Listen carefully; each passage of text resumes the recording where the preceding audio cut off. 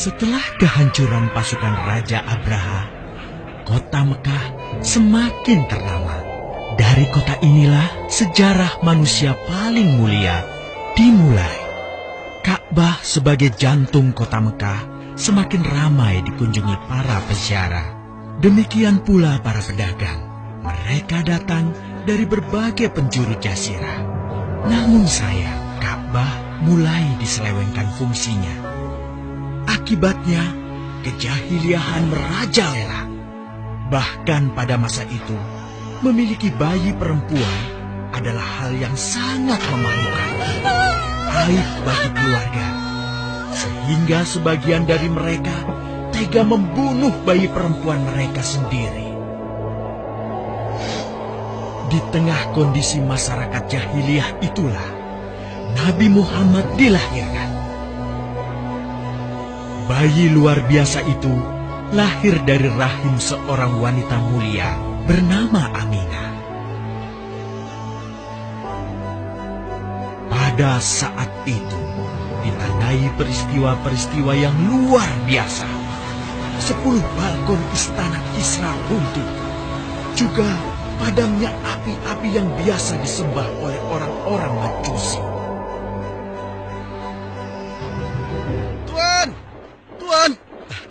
Tuan Abdul Muthalib, ada kabar gembira. Kabar gembira? Kabar gembira? Kabar gembira apa? Tuan, cucu Anda telah lahir. Benarkah? Laki-laki atau perempuan? Laki-laki, Tuan. Subhanallah, Alhamdulillah, Allahu Akbar. Kalau begitu aku ingin segera melihatnya.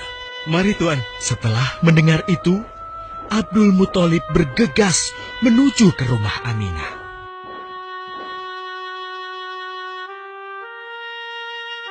Ah, cucuku, kasihan engkau terlahir yatim. Dengan penuh kasih sayang, Abdul Muthalib membawa cucunya ke Ka'bah. Ya Allah, jadikanlah cucuku ini menjadi seorang yang mulia dan terhormat, sebagaimana nabimu Ibrahim alaihissalam.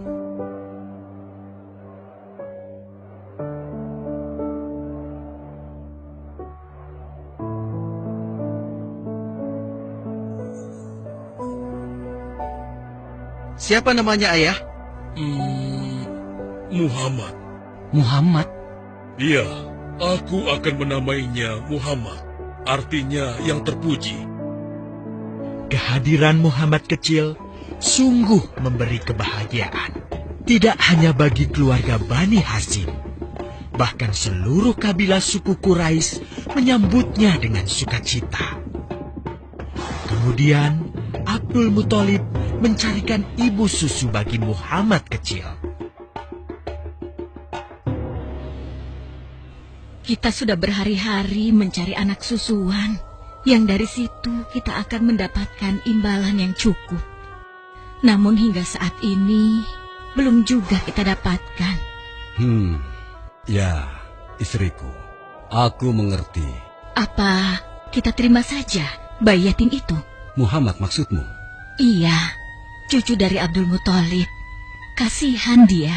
Hampir semua teman-teman dari rombongan kita tidak ada yang mau menyusuinya.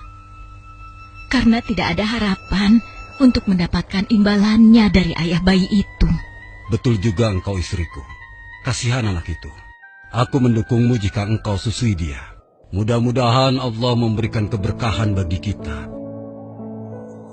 Halimah segera mendatangi Abdul Muthalib. Dia bersedia untuk menjadi ibu susu dan pengasuh bagi Muhammad kecil.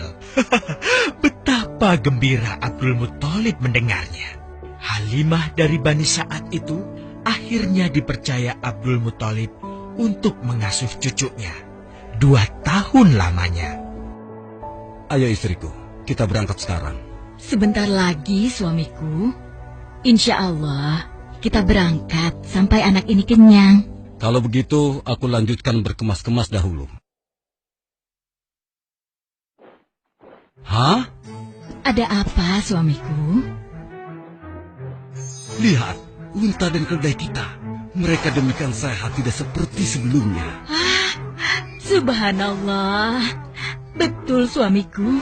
Tidak seperti kemarin. Demi Allah, kau tidak salah memilih istriku. Kau telah mengambil anak yang dipenuhi dengan barokah. Allah melimpahkan keberkahan atas Halimah dan suaminya. Mereka pulang ke kampung Bani Sa'ad dengan penuh rasa syukur. 2 tahun berlalu sudah. Tugas Halimatus Sa'diyah sesungguhnya telah usai.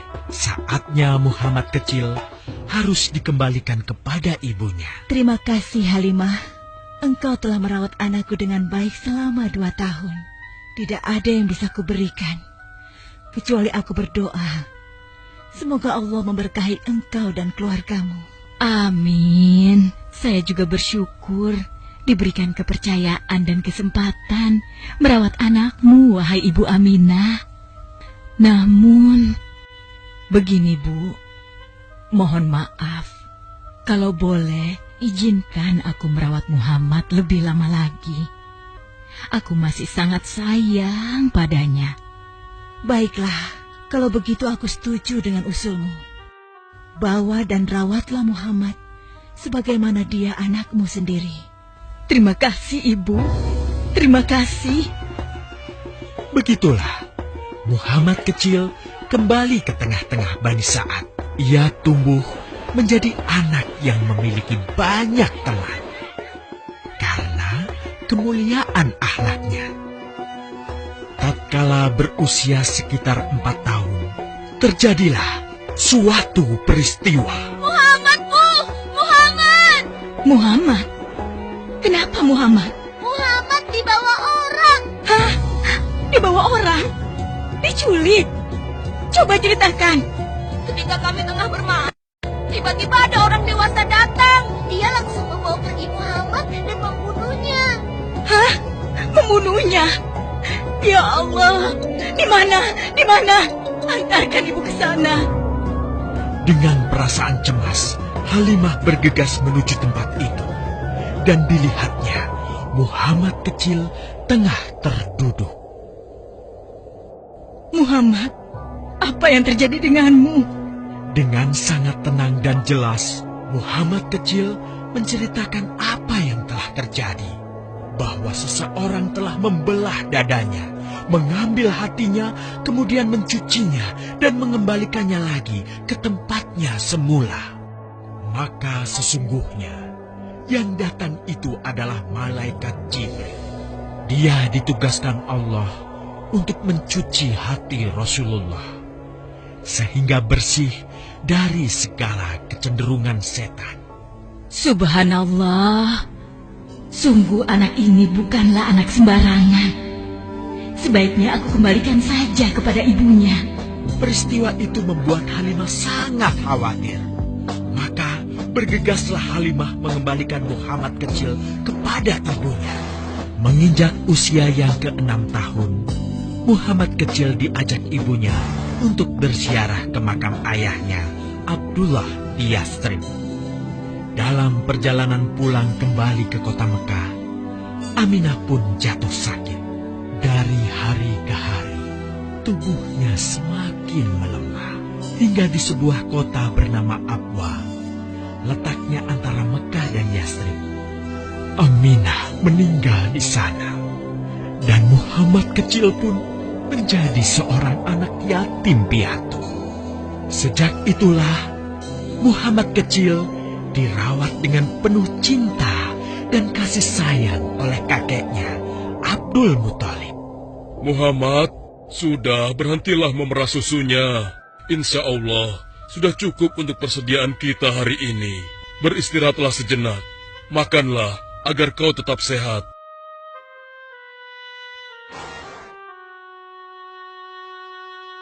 Ya Allah, betapa mulia akhlak cucuku ini. Namun, kasih sayang Abdul Muthalib tidak berlangsung lama. Saat usia Muhammad 8 tahun, Abdul Muthalib kakeknya yang sangat menyayanginya itu meninggal dunia. Kemudian, pengasuhan atas Muhammad pun beralih ke pamannya, Abu Thalib. Muhammad kecil tahu betul betapa sayangnya pamannya kepadanya. Di mana Muhammad? Ia tengah mengembalakan kambing milik salah seorang penduduk Mekah, suamiku. Sejak kapan dia keluar rumah? Sekitar waktu subuh tadi. Subhanallah, betapa baiknya akhlak keponakanku ini. Ya Allah, maafkan ketidakmampuanku mencukupi kebutuhan keponakanku. Sayangi dan berkahilah dia. Jadikanlah dia orang yang mulia di antara manusia. Hingga saat usia Muhammad menginjak 12 tahun, pamannya Abu Thalib mengajaknya berdagang ke Syam. Sampailah mereka di satu daerah bernama Busra. Saat mereka beristirahat, datanglah seorang pendeta menghampiri. Wahai saudaraku, selamat datang di Busra. Tampaknya kalian bukan orang sini. Dari manakah kalian berasal? Terima kasih saudaraku, kami datang dari Mekah. Lalu, siapakah gerangan anak ini? Ini adalah keponakanku, Muhammad namanya. Apakah engkau bertanggung jawab atasnya, Tuan? Ya, Kemana ayahnya? ayahnya sudah meninggal sejak ia masih dalam kandungan. Oh, apakah kini dia yatim piatu? Benar, Aku sungguh beruntung bertemu dengannya. beruntung. Beruntung apa? Sungguh, keponakanmu ini adalah orang yang sangat istimewa. Oh ya? Ya, dia adalah seorang nabi, Hmm? seorang utusan Allah. Bagaimana kau tahu hal itu? Aku tahu karena aku seorang pendeta, dan berita kedatangan dia sebagai seorang utusan Allah sudah disampaikan di dalam Injil. Bahkan aku pun bisa mengetahuinya dari cincin kenabian yang berada di bagian bawah tulang rawan bahunya, yang menyerupai buah apel sebagai tanda kenabiannya. Begitulah pendeta bernama Bahira menyampaikan kepada Abu Thalib perihal kenabian Muhammad. Ia berpesan agar menjaga baik-baik keponakannya itu, karena Muhammad kelak di suatu saat nanti akan menghadapi banyak gangguan dan rintangan. Istriku, Muhammad sudah berusia 25 tahun. Aku pikir sudah saatnya dia untuk menikah. Betul, suamiku. Namun, dengan siapakah dia akan kita jodohkan? Kemarin Khadijah mengirimkan utusannya dan menyatakan keinginan Khadijah untuk menjadikan Muhammad sebagai suaminya. Hah? Khadijah? Khadijah yang mulia itu? Betul, istriku. Khadijah yang selama ini mempercayakan barang perniagaannya kepada Muhammad. Kenapa dia memilih Muhammad? Ya, Khadijah mengagumi kejujuran dan kebaikan akhlak Muhammad. Menurutmu sendiri bagaimana? Aku pikir Khadijah adalah wanita terbaik bagi Muhammad. Kita akan melamarnya. Tepat di usia 25 tahun, Nabi Muhammad menikahi Khadijah yang berusia 40 tahun. Dari pernikahan itu, mereka dikaruniai Allah 6 orang anak. 2 laki-laki adalah Al-Qasim dan Abdullah. Sedangkan putrinya adalah Zainab, Ruqayyah, Ummu Kulsum, dan Fatimah. Namun, kedua putranya itu telah meninggal semenjak mereka kecil. Suatu ketika, terjadilah banjir besar di kota Mekah. Kabilah-kabilah di kota Mekah pun bergotong royong membangun kembali Ka'bah. Setelah pembangunannya selesai, terjadilah perselisihan antara pemuka kabilah tentang siapakah yang paling pantas meletakkan Hajar Aswad di Ka'bah. Abu Thalib, apa yang harus kita lakukan? Kita sudah bicarakan hal ini selama 5 hari, namun tidak ada titik temu. Aku khawatir akan terjadi pertumpahan darah. Sudah, begini saja. Kita sepakati bahwa masalah ini kita serahkan kepada takdir terbaik. Lihat pintu masuk Ka'bah itu. Siapapun yang pertama kali akan melewati pintu itu, dan siapapun dia, kita tidak boleh menolaknya. Setuju? Aku juga setuju. Baiklah, aku setuju. Aku juga setuju. Baiklah, kita perhatikan bersama. Tidak lama setelah kesepakatan itu, atas izin Allah, Nabi Muhammad menjadi orang pertama yang memasuki pintu menuju Ka'bah. Alhamdulillah, segala puji bagi Allah. Ternyata Muhammad, dan memang dia adalah orang yang tidak pernah kita temui ada celah. Betul? Betul. Betul. Ya, betul. Nabi Muhammad pun menerima kepercayaan itu. Dengan kebijaksanaannya, Nabi Muhammad meminta sehelai kain, lalu meletakkan Hajar Aswad di atasnya. Nabi Muhammad mempersilahkan seluruh pemuka kabilah untuk memegang ujung-ujungnya dan mengangkatnya secara bersama-sama. Setelah sampai pada sudut Ka'bah, giliran Nabi Muhammad meletakkan Hajar Aswad di tempatnya semula. Terhindarlah perpecahan di kota Mekah. Meskipun demikian, kegelisahan masih terus menggelayuti hati Nabi Muhammad. Kejahiliahan ada di mana-mana. Kezaliman dan kemaksiatan terus berlangsung. Ia tak habis pikir. Nabi Muhammad mulai merenung dan menyendiri untuk menghindar dari perilaku jahiliyah.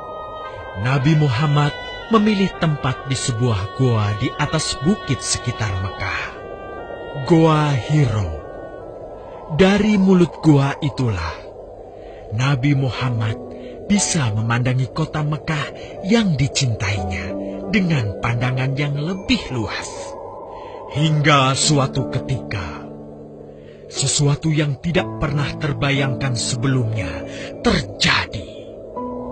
Tiba-tiba, goa itu menjadi terang benderang. Kemanapun arah mata melihat, di sanalah cahaya itu ada. Itulah malaikat Jibril. Jibril berkata, "Bacalah." Dengan gemetar, Nabi Muhammad berkata, "Aku tidak bisa membaca." Malaikat Jibril lantas merangkul Nabi Muhammad SAW dengan kuat hingga nafas beliau sesak. Seraya berkata lagi, "Bacalah." Sampai akhirnya malaikat Jibril membantunya setelah merangkulnya dan menyuruhnya membaca hingga 3 kali. Kemudian malaikat Jibril membantunya membaca. "Bacalah dengan menyebut nama Tuhanmu yang menciptakan. Dia telah menciptakan manusia dari segumpal darah. Bacalah, dan Tuhanmu lah yang paling pemurah, yang mengajarkan manusia dengan perantaraan Al-Qalam. Dia mengajarkan kepada manusia apa yang tidak diketahuinya." Kalimat suci telah terucap. Resmilah sudah.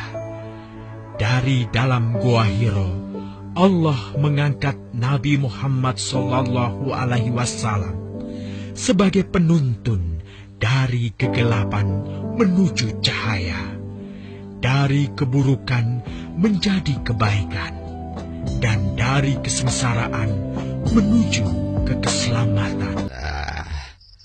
Nah, sekarang kalian mau cerita apa? Cerita tentang anak-anak Nabi, Bah. Tentang perang aja, Bah. Lebih seru. Iya, Bah. Cerita tentang perang aja. Hah? Kan tentang perang sudah. Yang lain dong. Hah?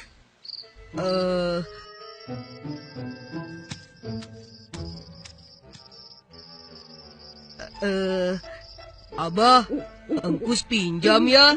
Biar Engkus yang pilih ceritanya. Boleh. Emangnya kamu tahu? Perasaan si Engkus nggak bisa baca deh. Jangan-jangan bacanya kebalik lagi. Hah? Siapa bilang Engkus nggak bisa baca? Itu fitnah. Cerita apa ya? Tuh kan, kebalik. Apa Encep bilang? Hah? Ayah, wai. Sudah sini, Abah yang pilihkan. Iya deh, Abah aja yang pilih. Nah, kalau begitu semua duduk yang manis ya.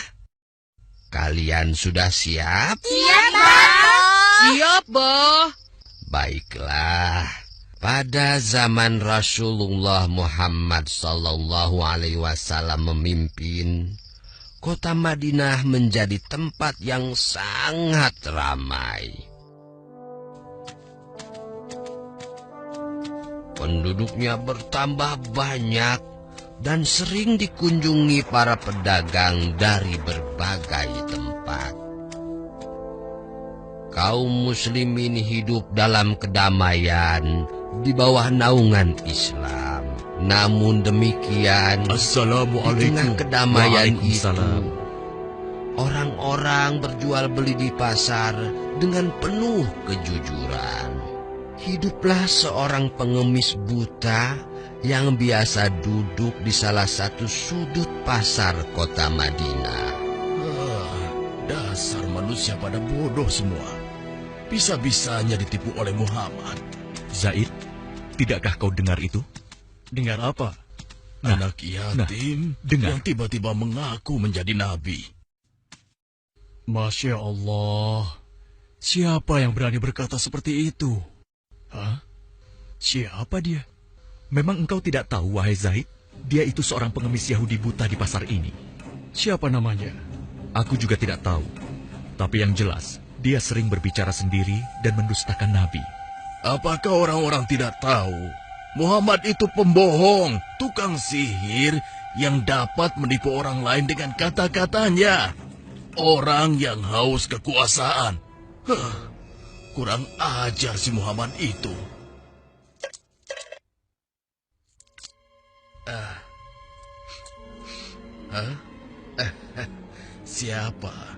Siapa engkau? Hei, itu Rasulullah. Kenapa Nabi memberikan pengemis tidak tahu diri itu dinar emas? Siapa engkau, Tuan?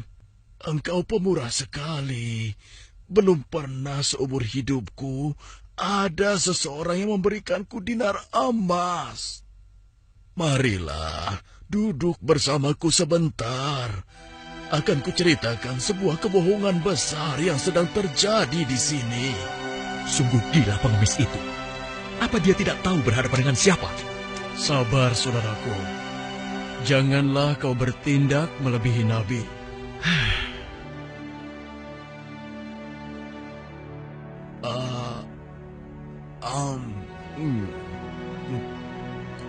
Enak sekali makanan ini. Terima kasih, Tuan. Belum pernah aku bertemu seseorang yang memperlakukan aku sebaik ini. Demikianlah sejak saat Andai itu Muhammad seperti ini, Rasulullah sering mendatangi aku si akan pengemis menjadi buta. pengikutnya. Si pengemis Yahudi buta itu tidak tahu bahwa yang selama itu mendatanginya adalah Rasulullah. Rasulullah tidak pernah menceritakan siapa beliau sebenarnya. Nabi tidak marah, kan dihina terus, Bah. Itulah salah satu keutamaan Nabi. Beliau sangat sabar meskipun dihina. Beliau tetap bersikap lemah lembut terhadap si pengemis itu. Hingga suatu ketika Rasulullah pun wafat. Dipanggil oleh Allah Subhanahu wa Ta'ala. Innalillahi wa inna ilaihi raji'un. Assalamualaikum. Waalaikumsalam. Siapa? Aisyah, ini aku, ayahmu. Oh, ayah, silahkan masuk. Ada apakah gerangan, ayah? Anakku, aku hendak bertanya, adakah kebiasaan Rasulullah yang belum aku kerjakan? Wahai ayah, engkau adalah sahabat Nabi yang paling dekat. Tidak ada kebiasaan Nabi yang belum pernah ayah lakukan, kecuali satu. Oh ya? Apa itu? Wahai ayahku, setiap pagi dikala Rasulullah melewati pasar, Beliau menyempatkan diri menyuapi seorang pengemis Yahudi buta yang ada di sana. Hanya itu saja? Baiklah, akan aku lakukan. Setelah mendengar penuturan anaknya Aisyah, keesokan harinya Abu Bakar As-Siddiq pun pergi menuju pasar tempat pengemis Yahudi itu berada. Assalamualaikum. Waalaikumsalam warahmatullahi wabarakatuh. Di manakah engkau, sahabatku? Sudah beberapa hari engkau tidak datang. Sudah tiada lagi yang menyuapiku makan. Mungkin itu orangnya. Engkaukah itu, sahabatku? Sudah lama engkau tidak datang. Duduklah. Mana makanan untukku? Aku sudah lapar. Cepat, cepat. Kau tahu tidak kabar tentang Muhammad si pendusta itu?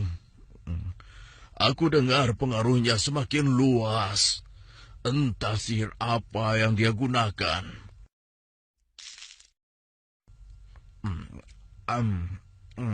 Bisa-bisanya ia mengaku rasul.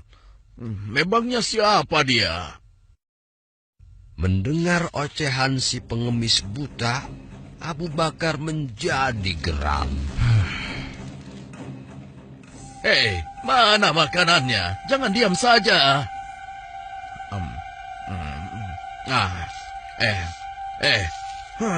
Kau kasar sekali. Aku rasa engkau orang yang berbeda.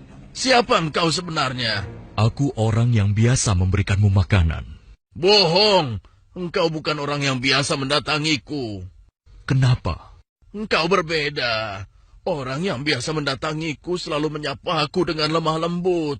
Ia menanyakan kabarku, membesarkan jiwaku, dan menyuapiku dengan penuh kesabaran dan kasih sayang. Belum pernah aku temui orang sebaik itu. Pantasnya, dialah yang menjadi seorang rasul. Engkau benar, Bapak. Aku memang bukan dia. Hah? Lalu, siapa engkau? Aku adalah salah seorang dari sahabatnya. Namaku Abu Bakar. Lalu, kemana sahabatku yang biasa datang itu? Engkau yakin tidak tahu? Tidak. Orang yang engkau maksudkan itu sudah meninggal 2 hari yang lalu. Apa? Sudah meninggal? Benarkah? Benar, Bapak. Aku bahkan turut menguburkannya. Oh, mengapa orang sebaik itu meninggal? Padahal aku belum sempat membalas kebaikannya. Dia orang yang terbaik yang pernah aku temui di muka bumi ini. Bahkan melebihi saudara-saudaraku sendiri. Namanya pun aku tidak tahu. Bapak, maukah aku beritahu siapa orang itu sebenarnya? Hah? Engkau tahu? Siapa dia? Dialah Muhammad Rasulullah Sallallahu Alaihi Wasallam. Hah? Dia adalah Muhammad? Benarkah apa yang kau katakan?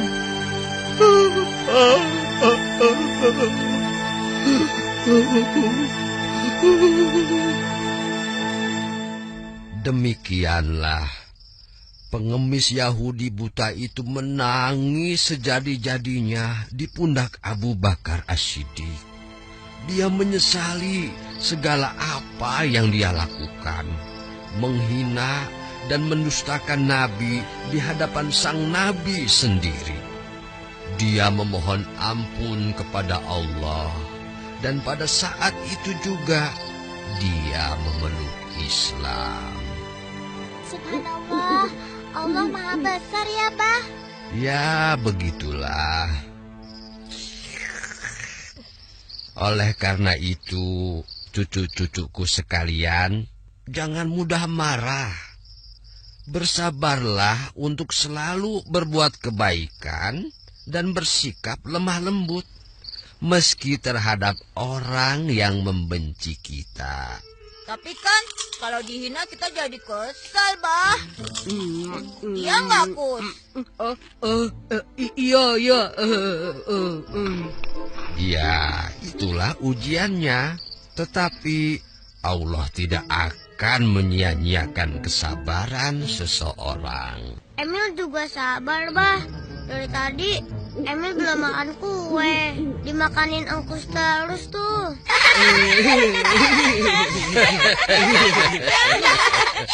Ayah.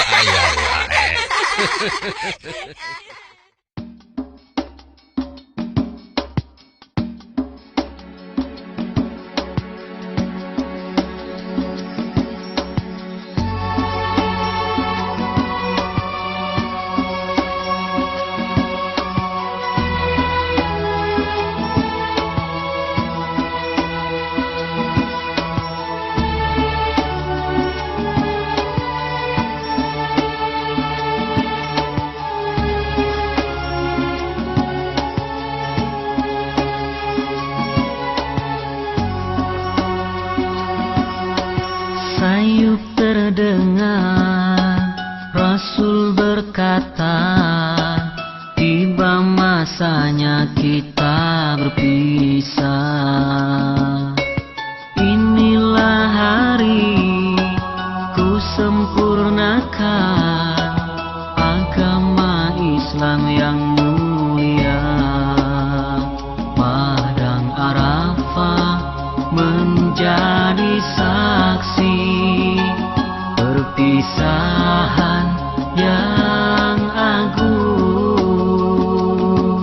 Perginya Rasulullah kekasih hati, manusia agung pilih